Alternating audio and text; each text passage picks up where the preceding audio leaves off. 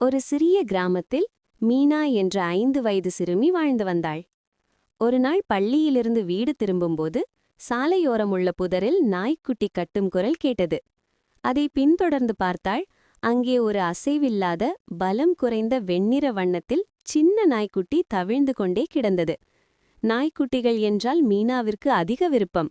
அதனால் மீனா உடனே அந்த நாய்க்குட்டியை வீட்டுக்கு தூக்கிக் கொண்டு போய் ஒரு பழைய துணியில் போர்த்தி சூடான பாலை கொடுத்தாள்.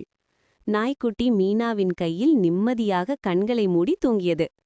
அடுத்த நாளே அந்த நாய்க்குட்டிக்கு மீனா சின்னு என்று பெயர் வைத்தாள். அந்த நாய்க்குட்டி காலை எழுந்ததும் மீனாவை கதவு ஓரத்தில் நின்று பார்க்கும். மீனா பள்ளிக்கு போகும்போது அந்த நாய்க்குட்டி கதவின் அருகே உட்கார்ந்து கையசைத்து விடை கொடுக்கும். மீனா மாலை பள்ளியிலிருந்து வீட்டுக்கு திரும்பி வரும்போது ஓடி வந்து காதை கடித்து அன்பு காட்டும். சிறுமியும் நாய்க்குட்டியும் ஒருவருக்கொருவர் அன்பை பரிமாறிக் கொள்வார்கள்.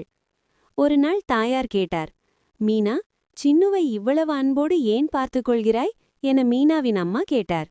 மீனா சிரித்துக்கொண்டு சொன்னாள், இந்த தாயில்லாத உயிருக்கு சின்ன அன்பு கொடுத்தா அது இன்னும் அதிக அன்பை திருப்பி தருமம்மா. அம்மாவும் சிரித்தாள். சிறுமியின் அன்பும் நாய்க்குட்டியின் பாசமும் அந்த வீட்டை அன்பு ஒளியால் நிரப்பியது.